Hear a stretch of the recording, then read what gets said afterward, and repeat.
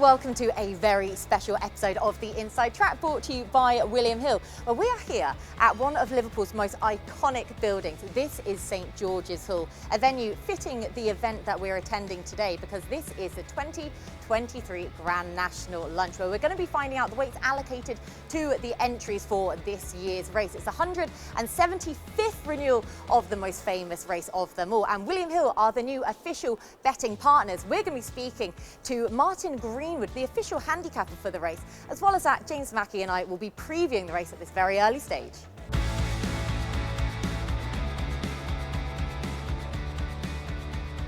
Well, I'm delighted to say that I'm being joined by Martin Greenwood, the man charged with framing the Grand National from a handicapping perspective. So Martin, thank you so much for joining me. Now, first and foremost, we're going to take it back to basics. What exactly is handicapping? So the best horses carry the most weight, basically, and the worst horses carry the less weight. So therefore, we try and frame a race. So in theory, when they pass the line, they're all in a bunched finish, in theory at least.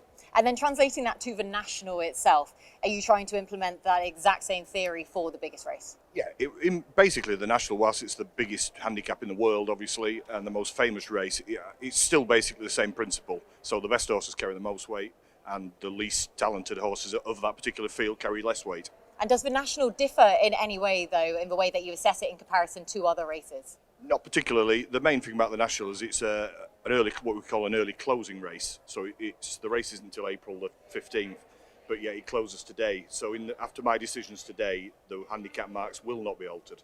So by the time the race gets to it, there'll be so many horses that have run since, and the handicap marks will have changed, but the marks they get today will remain. That's really interesting, isn't it? Like say, so from now until the race itself, though, what do you expect to see changing? Well, you'll get loads of horses running at Cheltenham, obviously, and over Fairy House, maybe, places like that. And lots of these horses will improve, or they may get a drop in the actual ratings, but that will not affect the ratings they get today. So, for instance, Tiger Roll was well in when it won, etc., etc. So you get horses who are running below what I think the mark should be. And now here today, of course, we're getting connections from all over the place, from Britain and from Ireland. So just the difference between the Irish horses and the British horses, do you look at them differently from a handicapping perspective? We actually assess all the Irish jump racing ourselves. So the UK handicapping team assess the Irish races as well.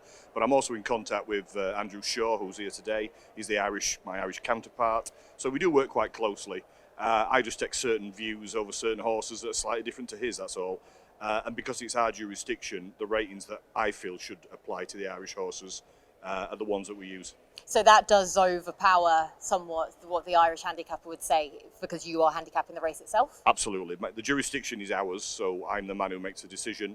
If an English horse runs in Ireland, Andrew Shaw makes that final call. And do you have sort of any general view on Irish horses, on how you would be handicapping them going forwards? Would you say that you're more lenient, harsher on them? So would you take basically their rating that they have in Ireland? Yeah, I think that the racing public will suggest, well, hopefully we've got it about right, because obviously they do have a strike rate over here. They win plenty at Cheltenham and they win other races as well. Obviously we keep data on all these stats. And therefore, if they're winning too many races out of kilter, then we'll try and look into that and see what the reasons are.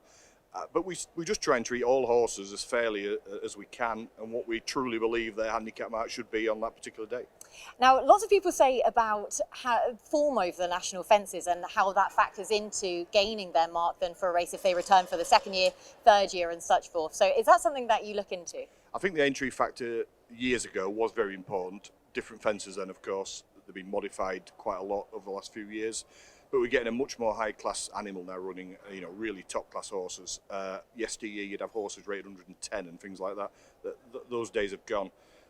So I don't think the entry factor is as much, as relevant as it used to be, but of course certain horses, any second now will be a good example, do seem to still like this marathon trip and the fences they're jumping. Now, you mentioned about Any Second Now. Now, he is, of course, a horse that's going to be attracting a lot of attention then today on the weights launch, and the fact that he's having to give £1 to last year's winner Noble Yates, who beat him, yet has £7 fine with him on official ratings. So can you just explain to us the decision behind that? Yeah, well, Any Second Now actually was 168 after last year. He's actually won. I've dropped him a pound. I've done a little bit of concertina at the top to try and compress the weights a little bit, to try and keep most horses in the handicap wherever possible. Obviously, he was giving about £12 to Noble Yates last year, and obviously very closely matched this year. But obviously, if you look what Noble Yates has done this season, it's no wonder that he won off a mark of 147. Hindsight's a great thing, of course. But Noble Yates has done nothing but improve. Any second now finished 20 lengths clear of the rest. Delta Work was in third, who was entered again. I think Any Second now has been quite unlucky because he was very unlucky the previous time when he made a bad mistake and was badly hampered. And then he caught a tartar last year. Just one of those things, it's racing. I still think he'll run a big race off 167. Ran really well at Leopardstown recently. I still think he's a very interesting horse. Now, which horses in particular were difficult to handicap this time around? Yeah, I hope this doesn't come across as blasé, because I don't mean it to be. Very straightforward in the main, because I do try and keep it like any other race. Chris's Dream would be one horse. We don't really know much about him at the minute. He's got to qualify on the chase criteria. He's not running a chase this season yet, so he's got to fulfil that obligation before March 28th. He obviously lost his jockey twice, once in the National, once in the Beecher, when going really, really well. He could well have won both those races, we'll never know, of course. But it's really hard to know where he should be at the minute, so I think I've dropped £5 off him. He's 155. Now, that could be too cautious, it could be too lenient. Only time will tell, but that's the nature of the game sometimes. And you say about horses that haven't quite met the criteria yet. What other horses are we still looking out for to reach the criteria in time? Yeah, I wish I'd got my list with me. There's about 8 horses that don't qualify on the... You've got to be placed in the first 4 in a chase over 23.5 furlongs or above, and you've got to run in a chase this season up until March 28th. I think the Shunters won, Sporting John's won. What else have we got? There's about 8. I can give you the list later. Yeah, like you say, a whole load of horses though, but do bear that in mind. And another interesting point you were just saying beforehand, before we started recording, was the safety aspect and the fact that you've got even more reviews that you're going to have to do before the race. Could you tell us more about that, please? Yeah, there's what we call the Grand National Safety Committee that was formed probably about five plus years ago. Any race over the big fences, all the horses are looked at with a panel compiling ex-jockeys, clerks of the course, myself, race planning, and each horse is looked at and just to make sure it's suitable to run. So we're looking for dodgy jumpers or recalcitrant at the start or something like that, you know. So there is a further check after this. That takes place, the first one takes place on Friday. And obviously all 79 might get ticked, you know, that can happen, of course. Which is obviously a really interesting point, something that I didn't know beforehand anyway, that we still have to go through. Now, we did just have the Grand National Trial at the weekend, won by Quick Wave. Now, you've only given her a small rise, so can you just explain the reasoning behind that? Yeah, I mean, each race is different, obviously. Coco Beach, for instance, that won the Grand National Trial at Punchestown, I put up £9 because she won pretty well. The Haydock race, Cloudy Glen ran a stormer on his first run back and was eased close home. Snow Leopardess, I put back to 140, which was the last mark she won off. Quick Wave, disappointed at Chepstow and well in my figures anyway. So I didn't think the race needed too much attention, so I put 4 on the winner, 3 on the second, and left Cloudy Glen on 145. And going forwards, now this is something that obviously has divided a lot of opinion. We just spoke about a British runner then, but British runners this year, we haven't got a whole host of entries in comparison to the Irish. So going forwards, how do you see this translating? Do you think that this is going to be a trend that's going to be bucked, or that's only going to grow? Yeah, that's $1 million question, isn't it? And I don't think there's any easy answers. I made a point a couple of weeks ago that mainly the big handicaps this time have held up, you know, lots of entries, but the national, obviously with all the prize money, the prestige, we had about 30 odd runners from the UK and 50 odd from Ireland, which was roughly the same as last year for the Irish. So it's just very disappointing. I think as my BHA hat off for a minute, as a passionate national hunt fan and a national fan, you just want to see equal footing on both sides. And I think people in Ireland would agree with that as well. We want a nice, healthy competition between the two nations to make this sport thrive. And I think most people would probably agree with that sentiment. Definitely. Well, thank you so much for your time, Martin. We really, really appreciate it. Brilliant to hear from the horse's mouth itself on the handicapping for the Grand National this year. So thank you so much to you again, Martin. No problem. Well, it was great to hear from Martin Greenwood, the man who frames the Grand National. Now we're going to get some insight from Sir AP MCCoy. Well, AP, great to have you here at the Grand National lunch. Now, of course, a race that means a lot to an awful lot of people. You did win the race in 2010. So just talk to me about that day. Look, it was an amazing day. Everyone knows that I'd failed 14 times beforehand and ridden a lot of favourites and was talked about whether I was going to win the Grand National or not. So there was a lot of fulfilment came winning the Grand National.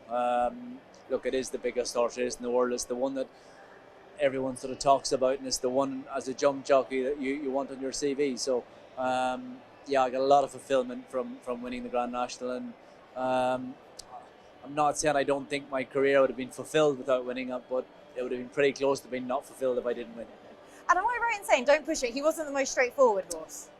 Don't Push It actually pulled up in the Bertemps at Cheltenham Festival, and I'd say he was 50 to 1, I'd imagine, after Cheltenham, maybe even bigger price.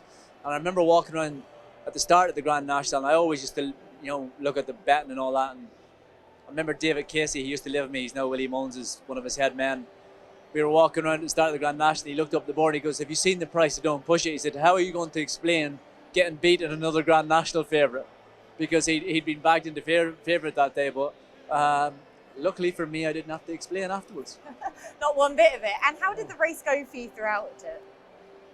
Look, when you win, it always goes well, doesn't it? But he was a horse that took the jump in the fences pretty quickly and pretty early. I knew that he was going to be a pretty good ride. He was a very talented horse. I got beating him in a novice chase at Cheltenham, I think at the December meeting. I told JP he was a certainty at the time, and he got beaten half a length. And I remember leaving that evening thinking, how can I be such a bad judge? But it was Denman that beat him half a length. So as it turned out, I think I can be forgiven. And at least it took him a little while longer to fulfill that promise, but winning a Grand National definitely fulfilled it for me anyway. Certainly, the pinnacle of which. Now, JP, obviously you did win in the colours of JP on Don't Push It. He has a whole host of entries in this year's race, none more significant than any second now. Of course, he's the horse that people are going to be focusing in on this year for the weight that he's been given by the handicapper. Your assessment of it?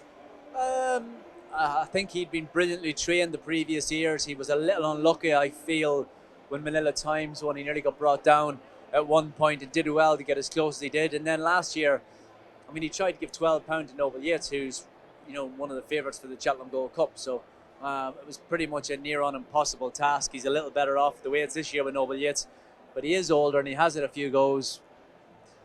I'm sure he'll give whoever rides him a pretty good ride, but do I look at him and think, oh yeah, this is his time? I just worry a little bit that his time may have gone, and it's been unfortunate for him because he looked like he was a horse that could have won a Grand National if things had gone his way. And any other horses in the race that you would prefer to ride, or you'd be siding with, or who I don't fancy? JP probably won't like me saying this, but I'm not sure I'd be. Any second now would probably be a good ride, but whether he's capable of winning or not, I'm not so sure. I don't know if there's another one of his that I would think, yeah, he could be the one. So I think any second now would be the choice. Is maybe Galliard de Menil, who is a second season novice. He ran okay behind Limprosse. He was third in the novice chase at Cheltenham last year. He's since won a Grade 1 this year. He was third at Leopardstown when we last saw him. I think stepping back up to that kind of distance, if he happened to, go along to Cheltenham and win maybe the National Hunt chase there, I'm sure he could be a short price. So Galliard de Menil could be the one. Willie Mullins is not, he's not renowned for winning. He wins everything else, but he doesn't win an awful lot of handicaps. I don't think he knows they exist, to be honest. He does Grade 1 horses, but he may be the one. Oh, brilliant. Thank you so much for your time, AP. We'll let you get back to your lunch. Thanks. We now know the weights for the big race itself. But James, before we start talking about the weights, we must acknowledge the Grand National trial that we saw at Haydock at the weekend, won by Quickwave from Snow Leopardess. So your assessments? Yeah, Quickwave obviously was a good performance, but she wasn't liked in the market at all, was she? Because 8 to 1 out to 18 to 1 and went on to win by 3/4 of a length from Snow Leopardess. Snow Leopardess, she has been absolutely superb. Her connections, honestly. She always runs a race. She's even given birth in between the time where she's run races. It's a great story. We won't be seeing her in the Grand National this year, but we could be seeing Quickwave, couldn't we? Only up £4. I would like to think there's better horses in the race. I think that was probably a big day on Saturday. And even though she's in the race, she's got a chance of going to win it, I'd like to think she's more likely to hit the frame than going on to win it. The Grand National trial has never been a race that's brought winners into the actual Grand National, and I can't see so again this season. So, look, Quickwave, a lovely mare, but probably not going to win it this year for me. So that's probably a strike for you through one British runner, but we do have some other British runners with big chances all the same. So on the back of the weights that we've just seen, what horses are you looking towards? Yeah, there's one big one, obviously we discussed off there, the one that we've taken away. It's been a great day, hasn't it, at St George's Hall, and we've obviously seen all the weights. And the one for me, 10 stone 11, Lamilos for Dan Skelton. Currently 16 to 1, non-runner, no bet with William Hill. I think that's a very fair price at this Ante-Post stage. Only going up £6, 146 up to 152 for his winning the Coral Gold Cup. That's a pretty attritional race early on in the season for these horses. Obviously, we've seen Correct Rambler also finish fourth in that race, who's not without a chance as well. But Lamilos, he's been targeted by Dan Skelton all season, running at Bangor, running at Newbury, waited on, and then will run at Aintree. So he'll only have 3 runs going to Aintree. He'll be a fresher horse than a lot in the field. And I think 16 to 1, non-runner, money back. It's a very, very fair price at this point. You make a very good case, Viv. So that's something that some of our British hopes can rest on anyway with Lamilos. Yeah. But other horses that take your interest? So we've got to talk about the Irish, haven't we? And yeah. we've had a little chat with Willie Mullins. Well, yourself has, obviously. I've been listening to everything the great man said. And he's probably going to have 4 runners, isn't he, at this year's Grand National. But the one near the bottom, 10 stone 4, off 145, it's Mr. Incredible. We know he's probably going to get near the trip, so he ran on heavy ground over 3 mile 5 at Warwick in the Classic Chase, just finishing second that day. I think he's only actually gone up £3 for that if you look through his mark. So he might want a bit of rain before the race, but look, we haven't seen that at Aintree over the past few years. Normally lovely, but if you look down his actual form line, he has won on good to soft, he has raced well on good to soft, so he might be able to be a bit versatile. And just off 10 stone 4 for the Irish, for Willie Mullins, he's a bit of a master, isn't he? I thought Mr. Incredible, 20 to 1, non-runner money back with William Hill, cut in from 25s already off the back of the weights. Thought that was a fair price as well, and I thought I'm really looking forward to seeing him go. And obviously Willie said he's probably going to have one more run, go to the Kimmuir. We'll see how he goes at Cheltenham. That's over 3 mile 2, over another trip.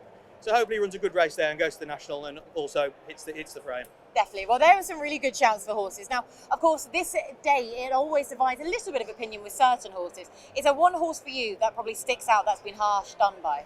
I do, yeah. I think, look, the handicapper's had a very tough job, and obviously you chatted to him before about everything to do, how he handicaps these horses, especially the Irish ones. And any second now looks to had a tough draw, doesn't he? He's £1 off Noble Yates, who went and beat him last year off, 11 stone 12 at the top of the weight. Noble Yates, 11 stone 11. You think that's very harsh, don't you? He's 11 years of age. I know he's ran well, and you've got to take entry form into account when you're going for the Grand National.